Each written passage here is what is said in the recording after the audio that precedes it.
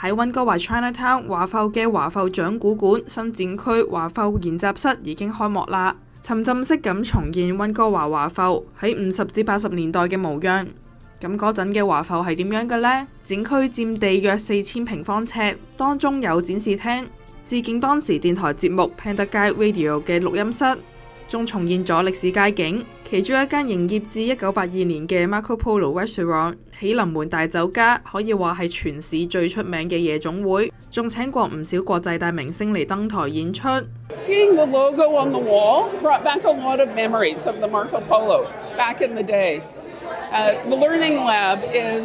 has really recreated the Chinatown of my youth. And these are the types of storefronts that I remember seeing as a child and seeing the Marco Polo set up here with the stage. I feel quite honored by it that the Marco Polo logo is the centerpiece of the stage here. 華埠掌故館喺5年前開幕，成為今日溫哥華華埠一部分嘅同時，亦都俾咗一個渠道，讓舊街坊一同建構舊有記憶，將更多承載住過去嘅華埠歷史好好咁保存。咁呢就係開張之後呢，就陸陸續續呢有好多人嚟，咁就好多人嚟咧，發現我哋有即係會收集文物啊咁樣呢，佢哋就會話：我爺有啲嘢喺度喎，你會唔會想要啊？咁我哋就係由口耳相傳咁嘅方法呢，就係啲人就開始嚟捐嘢俾我哋啦。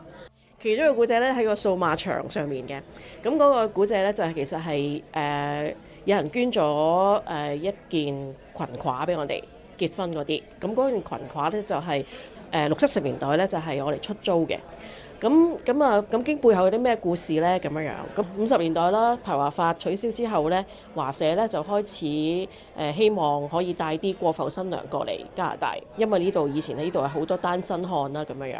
咁咧到50年代中期呢，就移民部終於係應承嘅，咁所以50年代開始呢，就有好多過埠新娘嚟呢度，咁變咗有好多婚嫁嘅事就喺度發生啦。咁裙褂出租生意就開始興旺啦。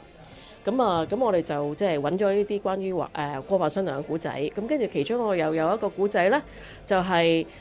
有一個過埠新娘，佢搭船嚟嘅，咁佢已經同呢一度有一個單身漢傾咗偈幾個月㗎啦，咁過嚟搭船嚟，點知佢喺船上面呢識咗第二個男仔，咁佢呢嚟到就唔肯嫁啦咁樣，咁嗰時就好慘嘅，因為呢嗰個男士呢係需要俾1000蚊按金，係50幾年1000蚊按金係好貴嘅。同埋咧就係個新娘嚟到之後30日要結婚嘅，咁佢唔結咧，咁佢就好慘啦所以我覺得哇，呢啲古仔係冇人知嘅，咁係我哋即係透過我哋好多好深入嘅 research 咧，先至揾到出嚟咁樣。嗱，研習室入面呢，仲有好多呢啲有趣嘅小故事，喺呢幅數碼牆上面就擺咗好多當時嘅日常用品，撳入去就可以知道呢啲到底係咩嚟。呢度嘅街景咁真實，咁有電影感，因為研習室係揾咗製作電影道具嘅專家，參考舊時嘅照片重新建構出嚟㗎。甚至一啲睇落好舊嘅木材都係特登做舊。見到咁有身歷其境感覺嘅展廳，我就幫大家問咗，不如喺度玩劇本殺，一定可以好投入。Susanna 就話：華埠研習室除咗係一個展覽廳，都會搞其他活動，好歡迎同其他機構合作。如果有劇本殺編劇，快啲寫一場關於溫哥華華埠嘅劇本殺就好啦。